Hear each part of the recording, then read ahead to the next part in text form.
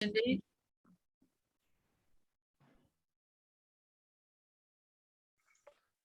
Okay, well, today we're going to have the session chaired by Marcia Dunkley from Black Heritage Walks Network. So over to you, Marcia, to welcome us. Thank you very much, Liz, and welcome, Liz, and June-Elizabeth from Northampton, Simon, Celeste and Caroline, and definitely Sir Geoff Palmer. Thank you very much for honouring us with your presence on the show today. And anybody else who I have not welcomed, I am welcoming you. Lovely to be here. Lovely. Well, I'm just going to introduce myself. International. At the moment, I'm in Australia. So I acknowledge the traditional owners on the land on which I'm currently living, the Wurundjeri people. They're from the Kulin Nation, and I respect their elders, past, present and future. This land belongs to the sovereign people of the First Nations and was never ceded. It always was, and it always will be their land. So this acknowledgement is made at the beginning of every meeting and every session activity here. So there is quite a change in attitude here, and this is an important element of that. Okay, so we're going to, Master, if it's all right, introduce Professor Sir Geoff Palmer. Yes, Geoff, it's wonderful to see you again up there in Scotland, near Edinburgh, I think it is you live, and it was in Edinburgh that you were working, and you do a whole lot of activities there. I think, Sir Geoff, what I'd like to do is just to hand over to you. We've been working towards Windrush Day, which is next week. We've had 4 sessions so far, and this session and a session next week, where we've just focused on the stories of the Windrush generation. Now, your story is absolutely fascinating, and we'd love you to share with us, please. Thank you very much indeed, Sir Geoff. Well, thank you very much, Liz, for that. You know, you've probably heard me speak many times. However, what I will do today is to concentrate what I'm going to say in 10 minutes to give other people a chance to tell their stories as well. Now, I was born in Jamaica, and my mother and my father, it took me from Kingston, took me from the country, that's St. Elizabeth, to Kingston, you know, when I was very young. I don't know, because they never told me. I just knew I lived in Kingston, and I lived with my mom and dad, and then they split up in 1947.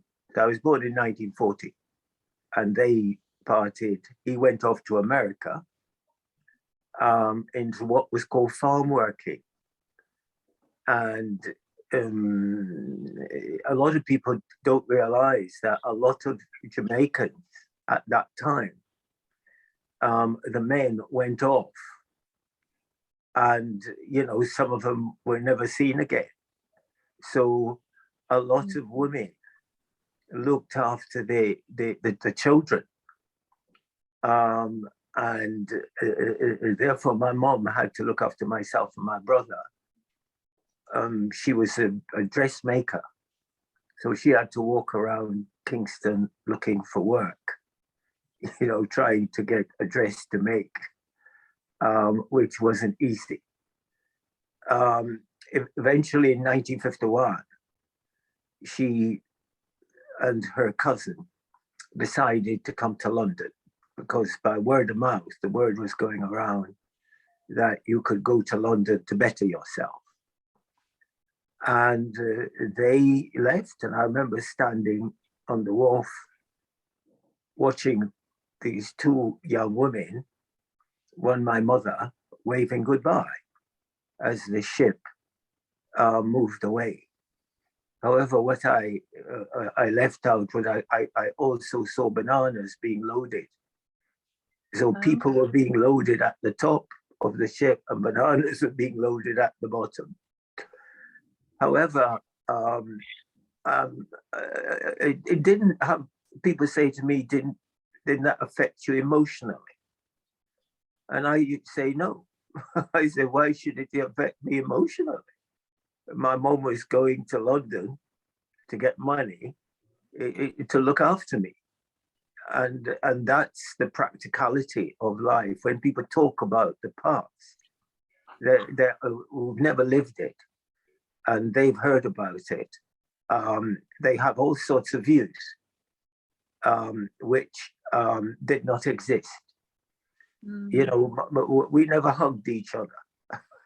That's a so-called, it's a modern thing, which I'm still getting used to. But we were very, very close. You know, we were relatives, we were family. And thus we looked after each other in that sense. If there was something a relative needed, then it was met as best one can. And I'm talking about that because that's the closeness of the Windrush generation, the people who are called that. Because although it may seem that they were split up, like my mom leaving her Jamaica, leaving her sisters, leaving her sons, it seems that, you know, we were being split, but we weren't. It was a matter of she just going away to get some money to send for us. I went back and stayed with her sisters, that's my aunts, and my grandaunt, an old lady that I never knew anything about. She was a bit fairer skinned than us, but it was her house. And if she were alive now, so many questions to ask her. But I didn't, because you didn't dare ask your aunts anything about anything. And therefore I lived with my aunts. There were about 7 or 8 of them. There were so many of them, it was difficult to count. They were just there. And they made sure I went to school, and they made sure I went to church. Now, church was a big thing in the lives of people of the Windrush generation. The church is still a big thing in the lives of most Jamaicans. So I went to church and I went to school. And then one day my aunts called me in and said, boy, you're going to London to join your mother. And that was 1955. So my mom went in 1951 and I went in 1955. And there was no great, loss on my part that I was leaving them. And there was no great emotion in going to see my mother either. It's just something I had to do. So I remember leaving the house, and my grandaunt is the closest I got to her. She called me over on the night I was leaving and said, boy, take your shirt off. And I took my shirt off. I didn't say why, because you don't ask your elders why. And I stood there, and she wrapped my chest in newspaper, tied it with string.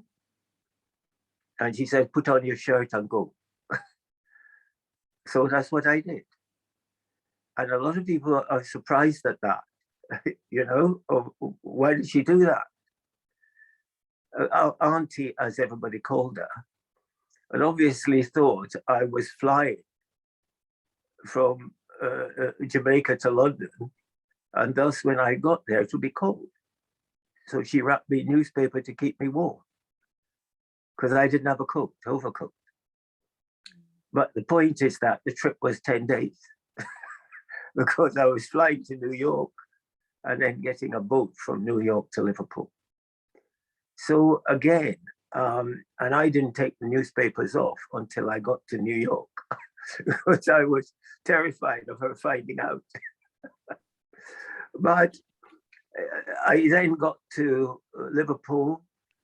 I had to ask where Paddington was, because I didn't know where Paddington was.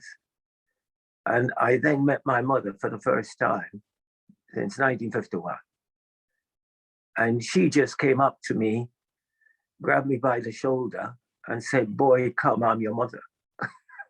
Now, had she not done that, said, "I'm your mother," I wouldn't know who she was. And again, that's part of our story. That's the whole idea of this close relationship and things which the emotion. It's about living, you know. It was about keeping yourself well and alive, to earn some money to send back home or to look after yourself when you're in London. So my mom in London, she lived with the Salvation Army when she came, because nobody would take in her part of London a black woman. They'd not heard of it in terms of renting. So she got accommodation with the Salvation Army. And then by the time I came, she had a room not far from Pentonville Prison, near the Caledonia Road tube station in Islington. So I joined her in one room in the attic. And she had a bed over one side of the room, and I had a bed at the other side of the room. Toilets were shared, cooker was shared on the landing, and the rent was half her salary at the time. And if she was earning £4 a week, she'd be paying £2 rent. So the next morning, she woke me up and said, "Give me the big news. I was going to work." And I didn't know what work was. You know, I lived with my aunts in Jamaica, and the idea of going to work was never ever discussed. You know, my aunts worked, us children didn't. And there were no plans, educational plans. I went to elementary school linked to the church, so there were no plans. So when I came and she said I was going to work, it shocked me at first, but then, you know, that's what your mother said you had to do, so that's fine. And she took me down to the door, and there was a man there. And the man said, "Is that Godfrey Palmer?" And she said, "Yes." And the man said, "Where are you going?" And my mom said, "I'm taking my son to work. He came yesterday from Jamaica." And he said, "I know that." He said, "You can go to work, but he's got to go to school. He's not 15. I was 14 years and 11 months. I came in March, my birthday is April. So here I was, now facing the prospect of going back to school in London, where, you know, I didn't like school in Jamaica, much less having to go to school in a new situation. The man insisted, and my mom then took me to the local school, who then gave me a test and said I was educationally subnormal. So they told me to go to another school, which was a secondary modern school in Nag's Head in North London, not far from where we live. And so I went to Shelburne Road Secondary Modern. You know, we, as a group of people, I had some cousins here already. So at the weekends, we all met. So I'm just now going to tell you something about the lifestyle. In that at weekends, we met from wherever we lived in London. And we came and we had, you know, parties, what we call music, blues parties or dance parties in the house. And it was mainly family and friends. And, you know, they played music and we danced and people talked because they'd not seen each other, you know, all week.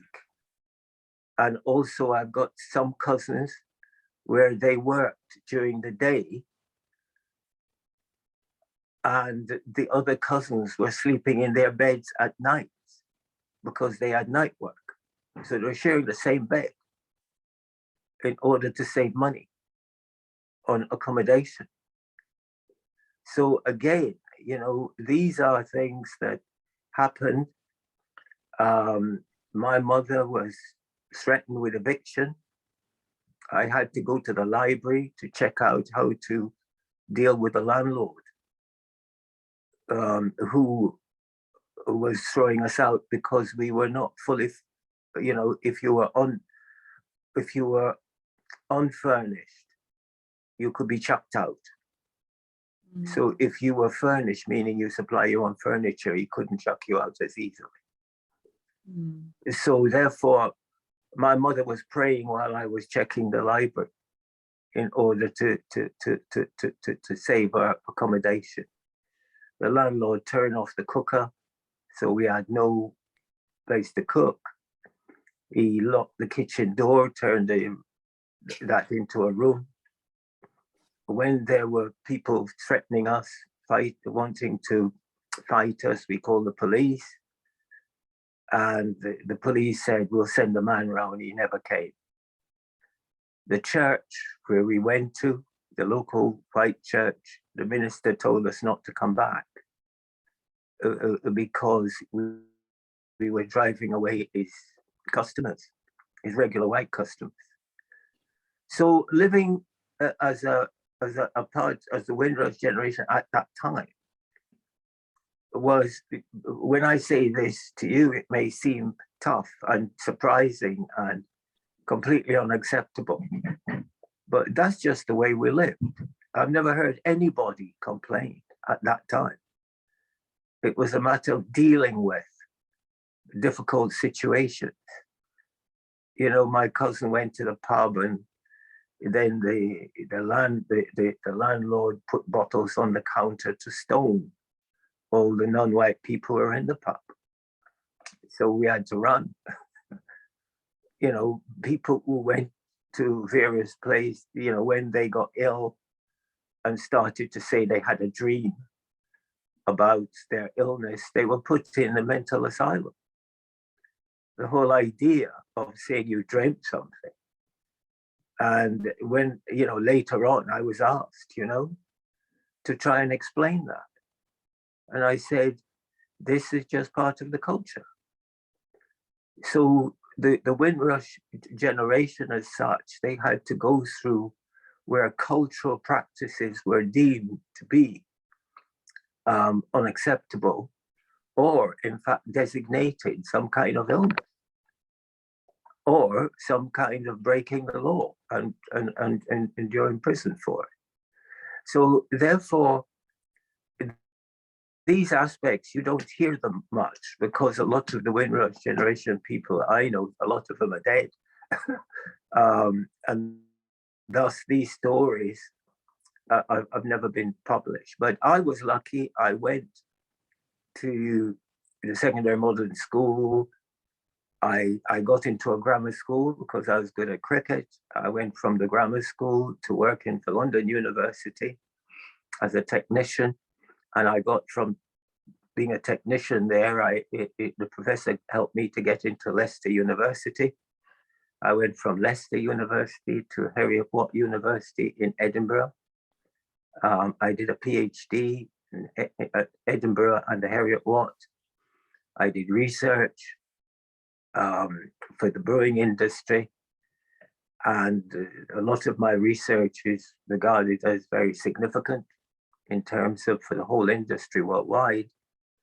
And when Guinness had problem in Nigeria, they asked me to go to sort it out in terms of the grain. And I suggested suggested they should use the African grain. And the African grain is now common practice in Africa. So it's helping small farmers having a secure income from a big customer. Now, finally, what is interesting is that, so here you have a Windrush child helping not only the white community, but also the Black community in Africa. And my mom, just finishing now, and my mom died in 2003, and I'm still doing community work and work defending the community because the white community is completely ignorant of our history. That's it. Oh, Geoff, I don't know how you managed to condense that down, and I just thank you so much. That was really very moving.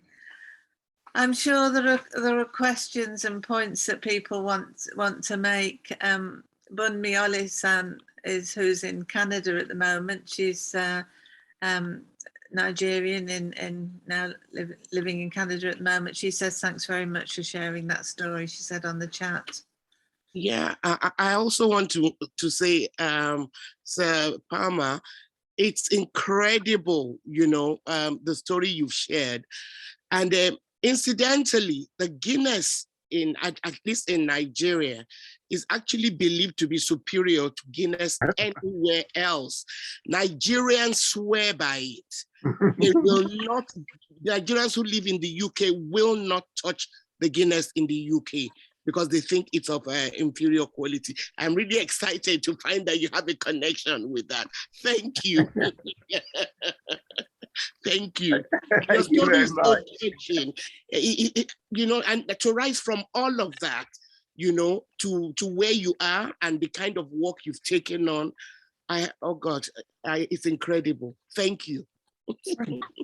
Thank you very much. And June-Elizabeth, you've also said the thank you there. Yeah. In the chat. Okay. Yeah, thank you very much, Sir Geoffrey Palmer. When you presented, I think it was at the Jamaica High Commission once, my husband, who's from Kingston, and myself, we were so proud to listen to you. And I follow you when I can. Thank you very much. The support I get is greatly appreciated. I still have one of my Nigerian students. He did a PhD with me. He's still in Edinburgh. And every week he rings to check how I am. Oh, that's fantastic. And Caroline also, Caroline's one of the other directors from Learning Links, and she said thank you very much as well in the chat. Okay, and Marcia said it was absorbing, engaging and emotional memory walk through your life, and it certainly was. And to hear the stories. Ina? It's lovely seeing you, Sir Geoff. I've read a lot about you, but I've never actually seen you before. And thank you for what you've said. You've written your story. I haven't written mine, but it sounds so much like my experience. I came here, what you said about your mom, my parents from Manchester, went to Kingston, but I was brought up by my dad. So they separated and there was still that friendship going on. About going off the generation, that generation in the 40s, going to farm working, never heard of, going to Panama and coming back. And we seemed to be placed all in, to be psychologically placed or projected that we should be psychologically disadvantaged. As you said you're, it was lovely saying your mom, saying goodbye to your, not lovely, but saying goodbye to your mom. She was going away to work. My mom came to England and it was, oh, I will get clothing, I will get schooling, you didn't think of, you knew they loved you. Yeah. You didn't, what? There was so much love there. The people in we don't call it village, we call it district, is that they brought us up. Peter Phillips, the deputy, the opposition leader, I was brought up by his grandmother because she was my teacher. There was so much expectations that you will be the next generation to make it, for the next generation to follow on. It wasn't about you. I came here and I went to secondary modern as well. When I came, it was nothing about work for my mom. You're going to school. So the schooling, I was here about 4 days. I was taken to these schools. They couldn't take me. I went to the secondary modern because it was nearest. Oh, I was given a test. And my mom said, oh, they will ask you to write an essay. The English loves animals. Write about animals in Jamaica. So I went, I did my test, and they put me in A grade. There was another 2 Black children there, and I was so happy. I went to one and said, where are you from? Where in Jamaica are you from? She says, I'm English. And I thought, oh dear.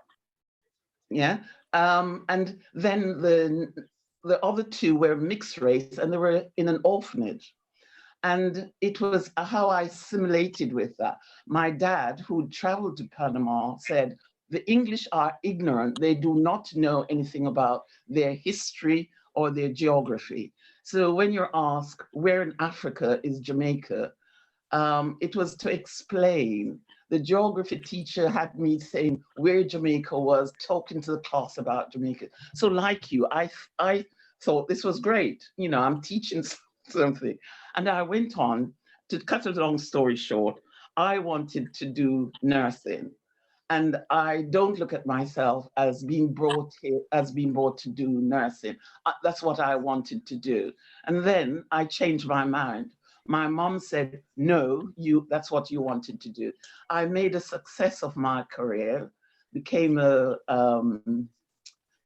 tutor, senior tutor, and then was happy to for the government to sponsor a group of pediatric nurses, because I was trained at Great Ormond Street, taught at Great Ormond Street, trained a group of pediatric nurses for national, international training. And then I thought, oh, I can give this up. And I left and went off to become a senior, senior into the university to talk about relationships in organizations such as institutions. But what was interesting, I decided to do psychotherapy and realize how much is projected onto people that you should feel a way. I love bread and butter, and this psychotherapist said to me, oh, you were deprived of bread and butter when you're little. And I couldn't understand. As an adult, I thought, what do you mean I was deprived? So I asked her, she said, well, you love bread and butter because you didn't get it when you were a child. And I thought, what? And that was when I took more interest in the development of people. So for me, there's no obstacles to prevent us from going forward. And it's lovely hearing your stories. My daughters went to Cambridge. My other daughter is a lawyer. My other daughter works. What I couldn't do in going to Africa, she has taken on training women in Africa. And I don't say I'm proud of them. I say, you did it because of your grandmother. So thank you so much. And that's my history of being a Windrush. When I'm placed in a Windrush generation, I didn't think it was Windrush generation. I didn't think myself as a Windrush generation, but that's what's the label that's put onto me now. So I accept at this age, I'm Windrush generation. Thank you for giving me this space. And my story is so much like yours. In the leadership book, instead of writing about myself, I wrote about my parents, because they were the ones to tolerate the racism. In church, my dad went to the minister and said, no one, I'm seen not welcome here, but that's all right. I'm only here to listen to the word of the Lord. And he became a member of the church and a deacon of the church. At work, he was laughed at because he would go to work being dressed in his two-tone shoes and they were laughing. And he said to them, look, I'm here to help out your country. I left my home to help this country. And if I'm doing something wrong, please let me know, rather than every day you're trying to humiliate me. And they became his friends until he died. So it's how you deal with racism, how you label yourself, and how you carry yourself in this world. Well done to you, and thank you for putting something in writing for that generation and for yourself. Thank you. Thank you very much. Greatly appreciated and humbled. I feel really guilty at this moment in time because I've known Geoff. I've been fortunate to know Geoff for quite a few years now. And I'll tell you a story about when I first heard you speak, Geoff, was at the Institute of Jamaica National's Black History Month celebration. And I could have listened to you all night because you were so well informed and could articulate Black history stories so well. I was really, really impressed. And then in later years, linked with you through the work that I was doing with Yasser Safari. So when I was talking to, this is the guilt trip here. When I was talking to Geoff a few months ago, or perhaps more, I said, Geoff, we've got this idea about writing the stories of significant people like yourself and making them into ebooks. Have you ever had your story written? And although you've written a book on the Enlightenment, isn't it? I don't think you've ever had your story written as a story. Is that right?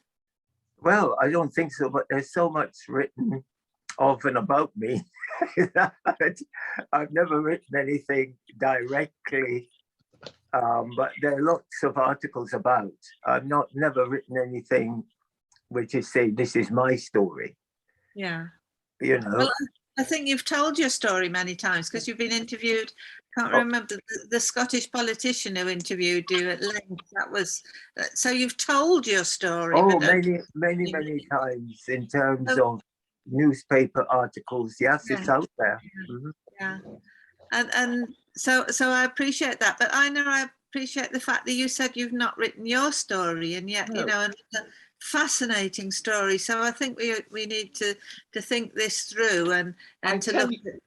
Liz, I tell you why I've never written my story. I've got a thing about my English, and it took me years to overcome that, and then thought to myself, oh, if everyone understands me, I'm not going to be bothered about the grammar. But when so now I don't focus on that, which prevent me, I think it prevented me from going forward, but I pushed my 3 daughters to go forward about their English and their written work. And for that's what prevents me from writing my story. Because like Sir Geoff has just said, I know I've got a story to tell, a fascinating story of my journey here, because that's what I remember. I remember as a child in Jamaica, but my childhood here, which is it's an experience which is so different from a lot of people. Yeah. I think that's you'd have to write a book, you know, and it's because of the complexity. And what I did today was to talk about some of the little complexities about something like Windrush. Yes. You know, which people don't understand, that people were sharing beds. A lot of complexities that when I met my father again for the first time in 1975, This is 1975. He left in 47. How many years was that? How many years later? God knows. But from 47 to 75. Wow. And I was lecturing in New York at a conference. And these three black men walked in where Mr. Budweiser was sitting there, Mr. Coors. And they just walked in, and I was shocked myself, but I had to keep going. And when it was all over, they walked out, and I then walked out, and the one in the middle said, "Do you know who I am?" And I said, "Of course I do. You're my father." Oh. And somebody told him I was lecturing. God knows how he knew. It could be one of my mother told a relative, or my relative told him. Another. In New York. And I gave him a necktie. And when he died, my mother insisted I went and buried him. She'd never seen him. And when I went to New York, he was wearing the tie I gave him. Oh. So that's the relationship between us that isn't understood. And people who haven't lived it to talk about the Windrush generation, there are other aspects, but there is that. Yes. What slavery gave us. Yes. Which we have, and which we have used to keep together, to cover this nonsense called race and racism, which now I just say to everybody, race doesn't exist. I said it to 150 lawyers last week. I said, you define race. And they couldn't, because I said the dictionary meaning of it is vague. You know, we're one race, one humanity. And we can achieve anything you can achieve. But with the right opportunities and circumstances. You said racism doesn't exist, but socially. No, I said race. I said race. Race doesn't exist, but socially, the racism exists, and it's a social thing that's indoctrinated in people. And the universality of that is the negativity that's taken on board. So, of course. Yeah. So me, we've got the first thing to do, which we've not done, is deconstruct. People are not surprised that. I said we've got to accept that race doesn't exist. Right. But racism exists because because you know, a lot of people then describes the circumstances of race. Right. But if race doesn't exist, and the way I put it is to say, you can take my heart. My heart is closer to you than your relatives if you're white. My skin is different, but my heart is closer in terms of a transplant. The first one is a black to a white. And you can do that, that's right. And therefore, the skin is irrelevant in terms of your biology. Yeah, but it's socially what's imbued in that. That's right. It's projected onto individuals. Go beyond that. Deal with what is the invisibility of racism that's within people. And that's where one has got to, in saying to someone, is that you're projecting something onto me that's not there. Which is low IQ, yes. Which is a myth. Yeah. And we of the Windrush generation lived through it because we had I think in the 1960s, trying to talk about, you know, IQs. And King's College came out and said his work is unsafe. Right. So, you know, but we have got to attack the myths. Thank you. And the myth is race. Excuse me a minute, Anna. Can I just ask? Yeah, can I just ask Geoff a question? So I did know initially he did say he had another appointment. Yes, I'm going now. Exactly. Can I just ask you? Reminding me. Okay, please ask the question and then I'll go. Yeah, because I'm going to be away. Thank you. I remember you told us this. It was like a joke when you went to somewhere and they thought you was Trevor McDonald. Yeah, Yeah, I've I had that. thought that was so funny. You went somewhere and I think you had to stay the night and they thought you were Trevor McDonald. Oh yes. I think that would be a nice little joke to debrief us all. Yeah, I would you think tell us that? I think what it was, I couldn't have forgotten that. I was in Glasgow, and in the morning when I was leaving, you know, I was leaving. The two girls were speaking to each other, and they were debating, you know, who I was. And I think one of them says, I know who that is, that's Trevor McDonald. Well, Trevor, it's been lovely to see you again. It's the only black person they knew. Yeah. Right. Oh, well, But anyway, Professor Geoff Palmer, thank you so much. Keep up the good so work. much. And I'll Thank see you. you thank again. you very much. you. Or I'm going to Thank be you. late. Thank Bye-bye. Okay, Good luck with your bye-bye. appointment. Good luck. Good Thank luck. you. Bye-bye. How wonder you might have missed the opportunity to ask Sir Geoff, but you Fine, understood. it's fine. I'm going to try and reach out to him. I mean, it's fantastic. I'm so glad I'm here. Well, lovely, lovely. Well, I can put you in touch with him Liz. there. Thank you, but- Liz, for inviting him. Thank you. Thank you. Thank you, Liz. Thank you, all the organizers. Okay, so I'm going to put Bunmi in touch with you, Geoff. Okay. Okay, bye-bye. Bye-bye. Oh, I That's thought- lovely. Walk good. Thank you. Any other follow-up then, Marcia?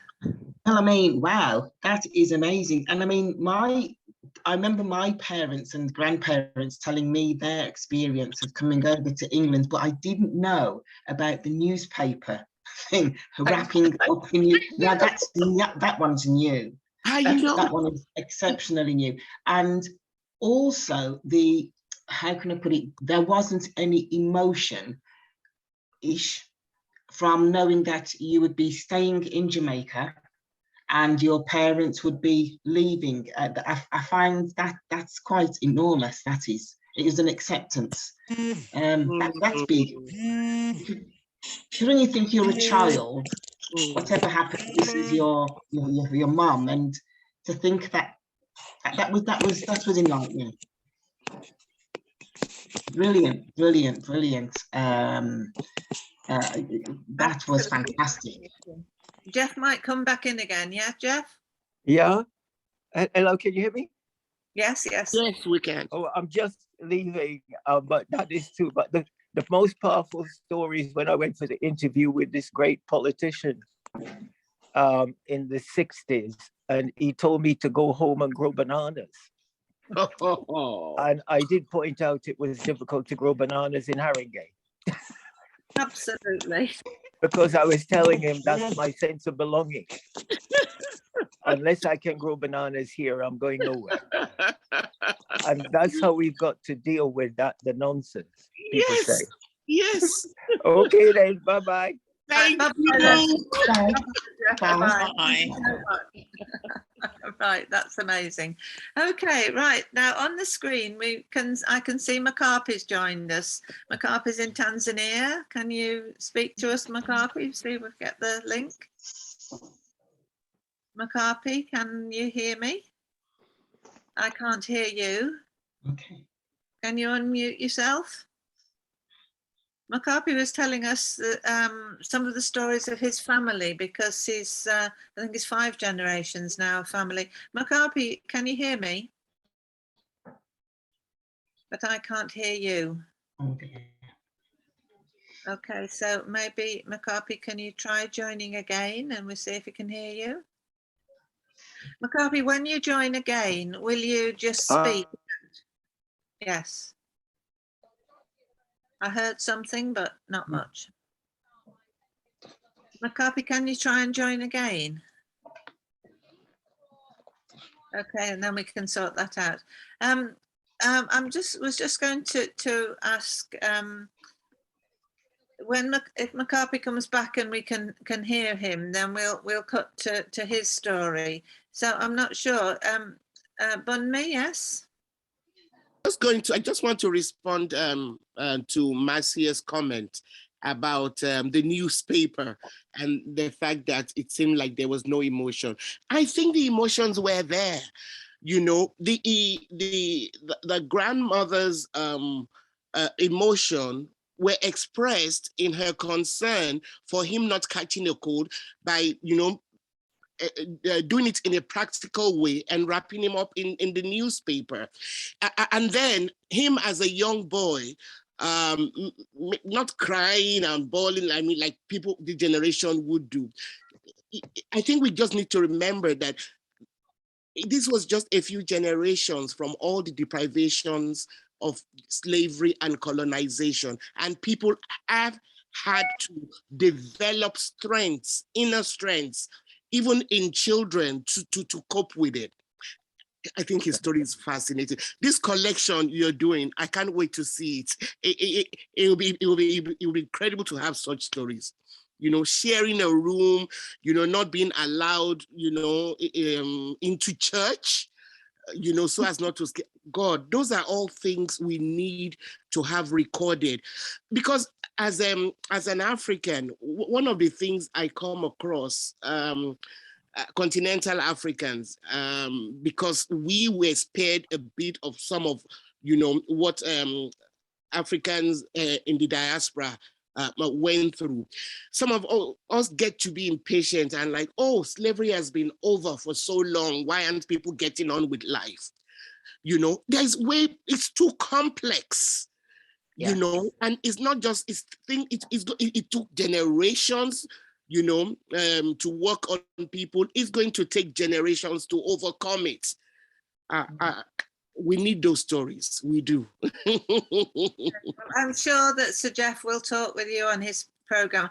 And what I will do is that I'll circulate, well, I might try and find it and I can put it on the chat, but Geoff was filmed by one of the Scottish TV companies, and there's a long 1-hour interview with him, which is absolutely fantastic. If you Google Sir Geoffrey Palmer, I will. There's no end of information about him. He's been so good at raising awareness in Scotland. McCarpy, can you hear me? McCarpy? Yes, I can hear you now. Yes, I can hear you. We can hear you. So I know June-Elizabeth's going to be talking with us in a few minutes, but if it's okay, we'll take McCarpy. You tell us another bit of your story now, if you don't mind.